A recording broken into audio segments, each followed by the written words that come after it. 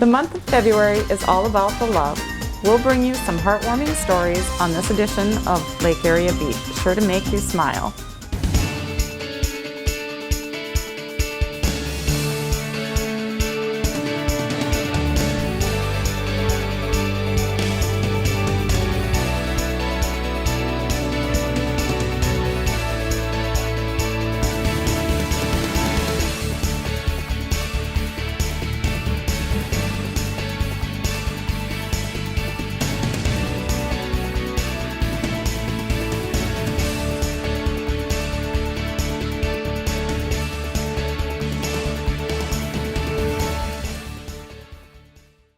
Welcome to Lake Area Beat. I'm Tracy And I'm Kurt Friesen. And well, this is a first. We're inside SCC Studios today, and though I've been here many times, this is the first time you and I have taped a show here. We're usually outside. Yeah, no, it's great to be inside because it's unpleasant outside today. It's very cold outside. I've been in the building for other reasons, but this is the first view of the studio, so yes, I'm excited to at least stay warm today. But we don't have chairs. I mean, we're in the studio and there's chairs and there's normally like a table and stuff, but we don't even have that. We're still standing. It'll be fine. It's nice and warm, so that's good. Since the heart is the focus of February, we thought it would be fitting to bring you some stories with feeling.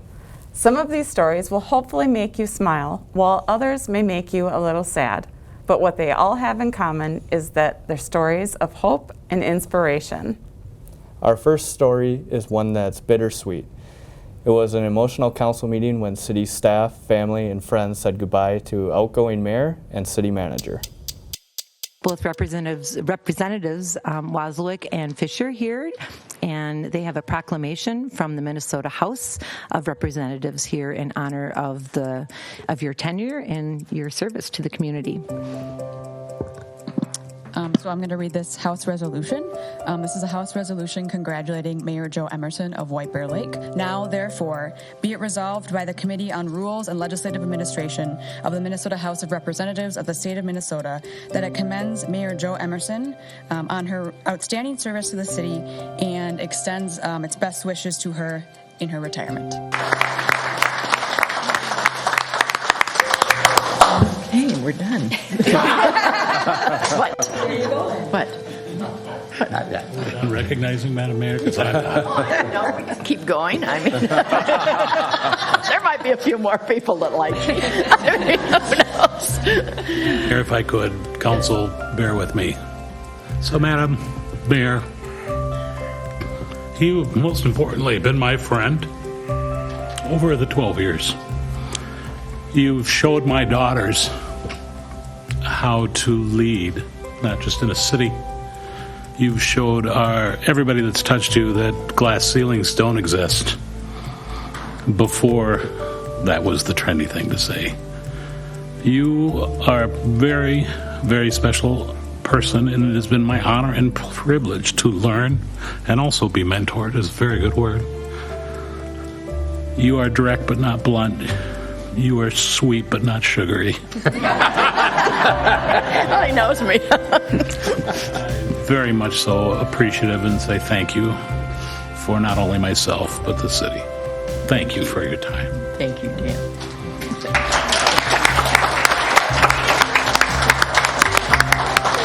Meeting to run. This is not going well. Thank you all so much. Now I'd like to switch the tone. Ms. Heinecker, would you join me down front? I believe your son and your husband are here. If they'd like to come up while I present the bear to you, we could do that. Step up here a little bit so that everybody's got it. So, yeah. But that, my friend. Thank you.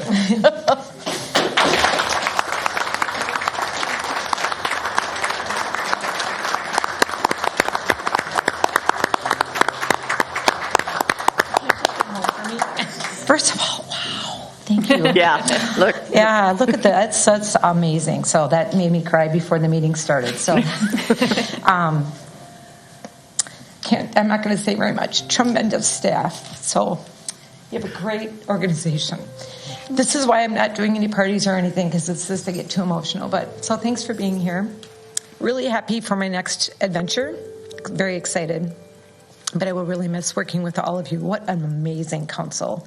Your professionalism among your differences that arise naturally, and thank goodness, because who wants a council that all thinks the same? That would not make sense. Is just something that I talk about with all the other managers I'm connected with. I've been so proud to work with you, so thank you. But we have a meeting to do yet now, so. Couldn't we just... So thank you.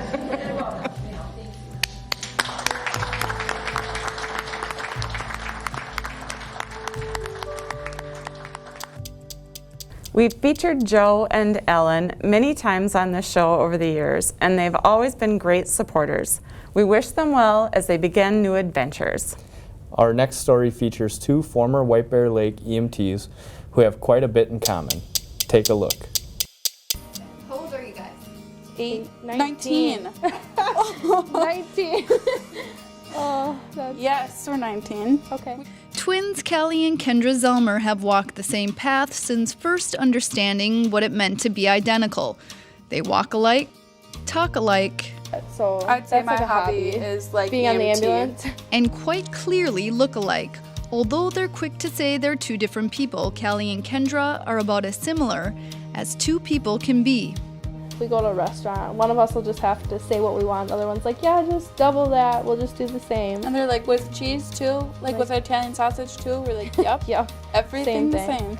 So we like the same stuff. Kendra, born 10 minutes before Callie, is the self-described outgoing twin, Callie the studious one.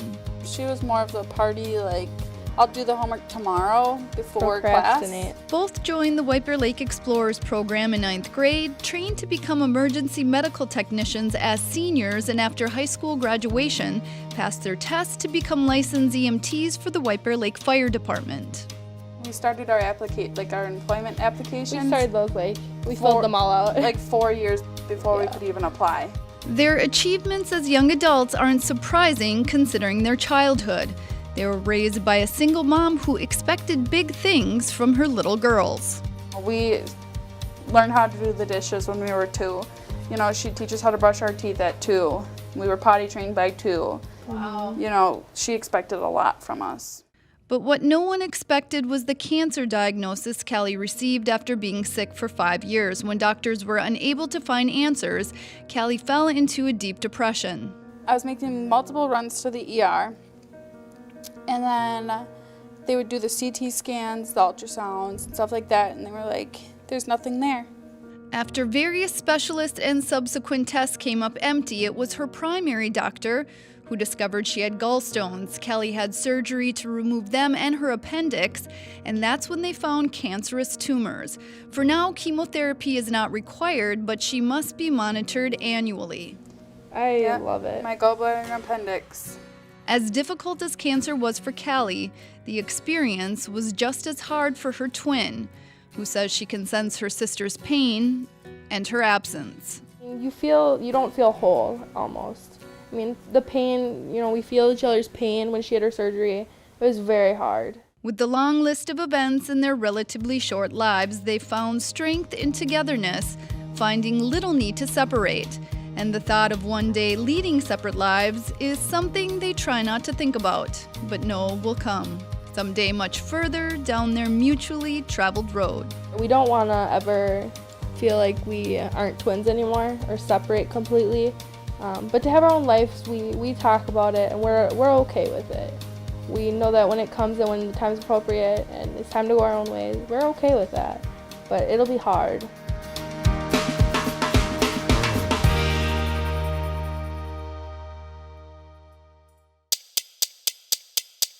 Both Callie and Kendra still work in the medical field. We wish them well. We're going to take a break, but first, here's a reminder to be kind to your pets. Come on, yo.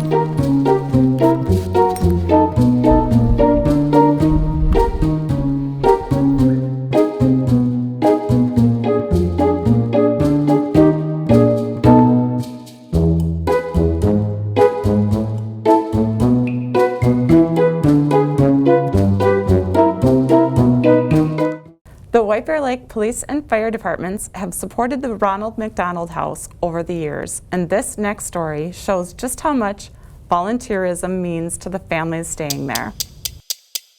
When my kids and I go to McDonald's, we see the little Ronald McDonald House. I was like, oh, that's the thing that helps support. So like they're getting money out of their pocket and putting all their coins in there. Texan Jason Delgado and his family never planned to have an extended stay in the Twin Cities, but life circumstances brought them here. Jason and his wife adopted a son from Russia, knowing he had a rare skin disease called epidermal isis bullosa, or EB for short. It leaves his skin susceptible to injuries. The first time I saw him get a dressing change and seeing one of his legs and it just looked like a raw piece of meat, I mean, I almost blacked out because it was really rough, and just to see all the stuff he went through. And so at that point, we had already decided to adopt him. And so at that point, your kind of parent instinct kicks in, like, well, whatever I can do for my child, that's what I'm going to do. The Delgados moved to provide their son Anton with first-rate medical treatment. They've been staying at the Ronald McDonald House on the U of M campus since March. He finds comfort spending time with other families in similar circumstances. There is a camaraderie amongst even the people down here, because everyone's here for some kind of special medical procedure. So it's an easy way to get to know people, and you wind up having a lot of the same experiences, like, oh yeah, I went to that doctor, yeah, I had to wait in the waiting room for 4 hours today, or my kid's sick again in the hospital. The Ronald McDonald House provides families like the Delgados living more than 60 miles from the Twin Cities a place to stay. With the U of M Children's Hospital just minutes away, it's convenient, and staff and volunteers provide families all the amenities of home. You took everything else that I would have worried about off my list so I could just focus on my child and getting them back to health. And that's incredibly powerful to know that you're able to give that gift to families. The house was purchased 36 years ago and has 48 rooms. There's a school, internet, exercise equipment, a touchscreen computer monitor with the day's activities, and free laundry service. In addition to fully stocked pantries, every night volunteers prepare a home-cooked meal. It's just a great way to give something to people who are in a position of needing it, needing some help and some, a little TLC, which means tacos, lettuce, and cheese. For the second year, employees from Uptown Dermatology are taking over the main kitchen. Adeline Danforth started the tradition. She stayed at the house with their young son for 3 nights when he was sick with the fever. It was hard, you really, as a parent, you can try to put yourself in their position. You can't until you are, but I just thought that having a place like Ronald McDonald House, if I was in their situation more long term, how incredible it really is. All these kids that are going through an illness, they're kids. CEO John Stanek says families from around the world stay at the house. Saudi Arabia. And even though not every ending is a happy one, families are always grateful. Even though they've been through an awful time with their children's illness, and in some cases when they lose their children, universally what they express is appreciation that this organization was there for them. A pretty common comment from a lot of parents is, I never thought I would need something like the Ronald McDonald House, but when my child became ill, I don't know what I would have done if you weren't there. Good job! A story like that really helps to put things into perspective. Thanks to all of the people who volunteer their time to help those families. Well, a White Bear Lake police officer played a pivotal role in our next story. When a young man's determination to pull off the perfect proposal involves the police, Officer Nate Hook delivers.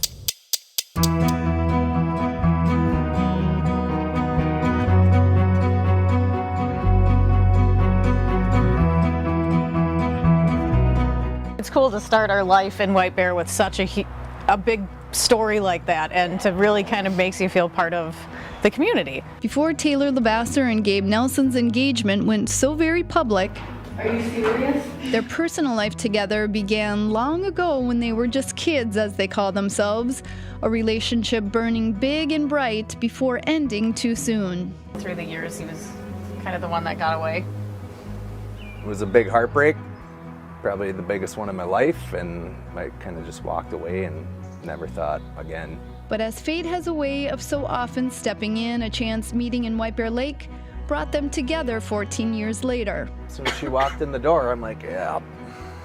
I saw the picture and I'm like, I know if I meet her again, it's over. Single life is over. And they were over, their single lives, quickly falling back into the love they'd once shared so long ago. Gabe knew the time had come, and he shared his plan with an old friend who had some plans of his own. I don't know how to do it. I'm like, do I do classic romance, like bring her to a restaurant, drop a ring in the glass? He's like, no. I'm like, yeah, you're right. It's like, let's do this.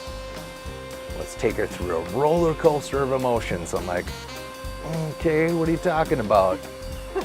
The plot evolved over time, but always included a police presence, and another friend, knowing some White Bear Lake police officers, took action on Gabe's behalf. She went up to the police station and asked, just went up into the front door, knocked, and was like, hey, we got a friend that wants to do a proposal, prank. Anybody interested? Two of the officers behind were like, no.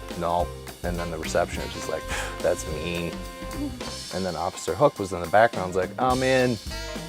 Gabe says from then on, Officer Hook took an active role planning how the engagement would unfold. First step was for Officer Hook to call Taylor and tell her to pick Gabe up from the police department. She did have to get me from the police station at one point, so this was believable. Yes. Once she did, the ruse began to quickly unfold. As soon as he got down on one knee and he opened the box, he didn't get a chance to say anything. Everybody jumped out and said, oh my God, so I'm freaking out. All these people jump out and scare me. And he's still down on one knee, didn't even get a chance to even ask him, well, what are you gonna say? I'm like, he didn't ask me yet. So technically I never asked. Yeah, technically never asked. I said yes, obviously, but yeah, chaos ensued after that. The proposal seems perfect for a couple who loves to laugh. Yay, stick it! We have a hard time being serious. It's a little difficult at times. Joking aside, they say they feel officers don't get the credit they often deserve. I think each community has an Officer Hook. You know, you have these police officers out there everywhere that they are in the communities. They are helping kids or helping families. You don't hear about it, and it's sad. And they say they'll forever be grateful to the police department and Officer Hook for being more than just a badge, but a human being. It's not just about being a police officer, but doing something good for people in your community and facilitating a really cool story that we have forever. You know, he'll always be a part of the story, and we'll always remember him.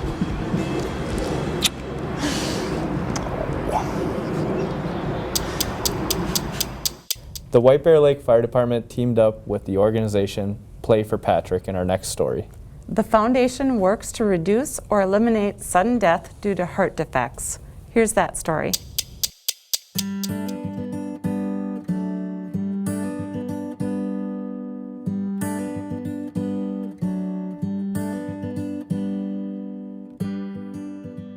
So yeah, it was a whirlwind, and it's still very fresh and very painful to go back and remember it, but It's been less than 2 years since Patrick Schoonover collapsed on the ice during a hockey tournament.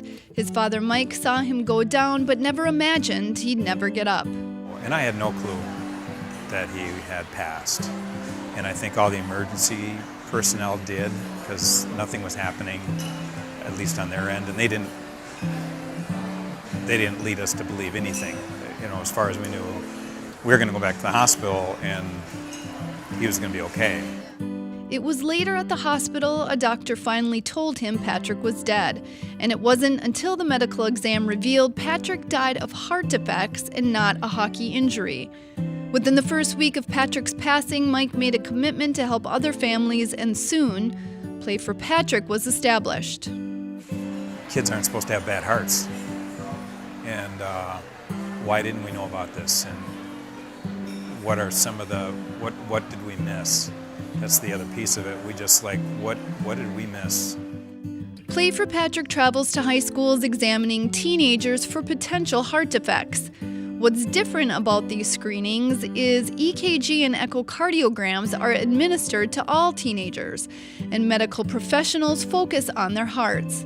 Although Mike says he places no blame, he's hoping medical professionals pay attention. don't want to put this on anybody that somebody did wrong, but somehow the system failed our son, and we don't want other kids and other families to go through the same thing.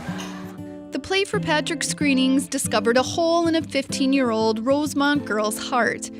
If it hadn't been detected, she would have needed a heart-1 transplant in her mid-20s. The Schoonovers are hoping to help more families, and Mike says Patrick would approve.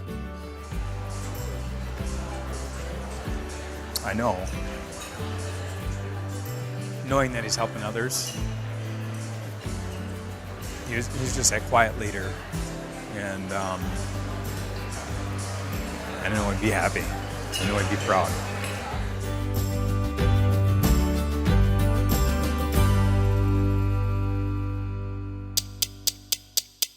If you'd like to learn more about Play for Patrick, log on to their website. And what a great way for Patrick's family to honor his memory. Very inspiring. Still to come. A community activist finds a unique way to support police. What's gotten my heart pumping most is probably jumping in the lake for the polar plunge. It's got invigorating and I love it, and everybody thinks I'm crazy, but I actually love it. That doesn't sound like my cup of tea. What's got my heart pumping the most was probably going on one of my first fire calls. A movie that makes me cry all the time is Toy Story 4 because, well, I don't want to give away the ending, but the ending makes me cry all the time. The movie that makes me cry would probably be Caddyshack because I'm laughing so hard. It is a funny movie. Laughing so hard you're crying? Oh yeah, all the time. Ideal Valentine would be sticking with my little guy, Josh, and having him make me a little heart. So I like spending time with him, and I love when they do stuff at school and bring it home. I know. We like to try and experiment with trying to make heart-shaped pizzas and things like that. So. Oh, that's nice. Yeah, it's kind of fun.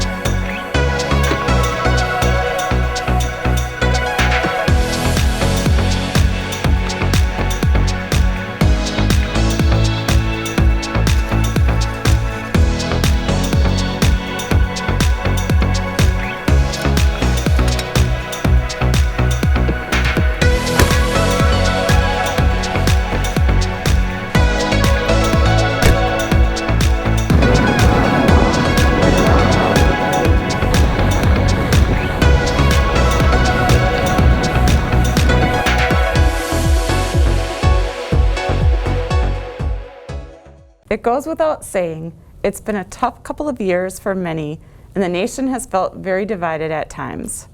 We were there when a former firefighter spent a day trying to unite the city of White Bear Lake in a most loving way. Oh yeah, it kind of verifies what I always thought about my town that I live in. You know, it's just, and my message today that, I mean, most people are good. Standing on a street corner in downtown White Bear Lake. Thank you, lady.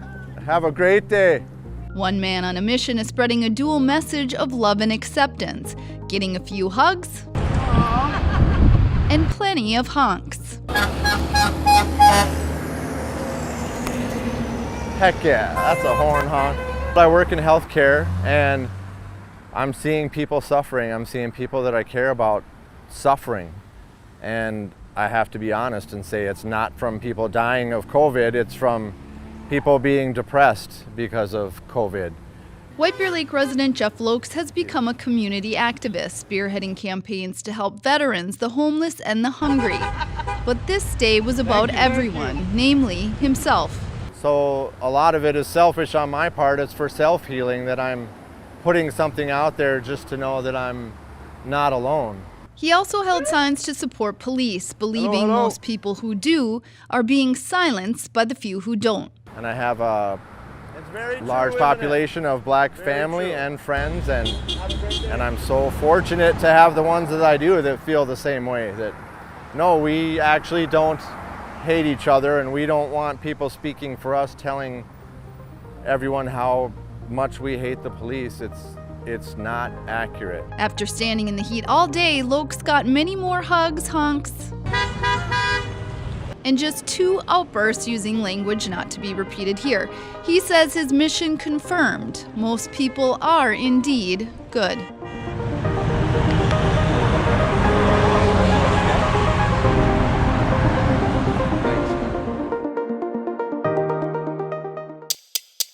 Well, that's a nice story to close out the show.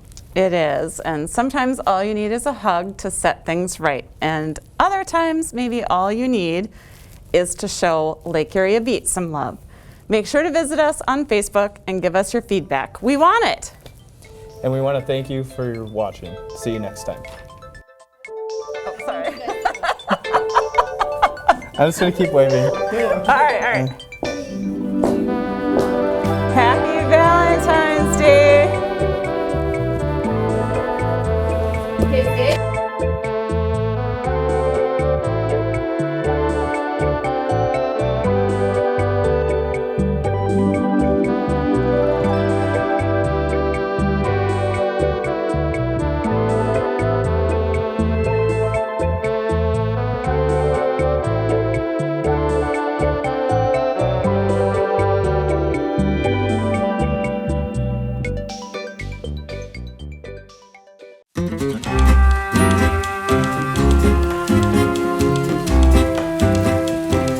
But what they all have in common is that they're stories of hope and inspiration. Our fourth... After all that! Yep. Our fourth story. No, it's first. I had a lot of words, and there were some big words in there. You did really well. Let's do it again. Log on to their website. Oh, that was me. Yeah. You're Tracy, I'm Kurt. I know you. Well, that's a nice story to close out the show. It is. It is. But that's the first You line, were right? talking to the camera. You're supposed to talk to me. So I was like waiting for you to tell me that. Okay, well, hold on, because now You're supposed to tell me. I'm going to have to memorize that whole part. You have to give me a second now.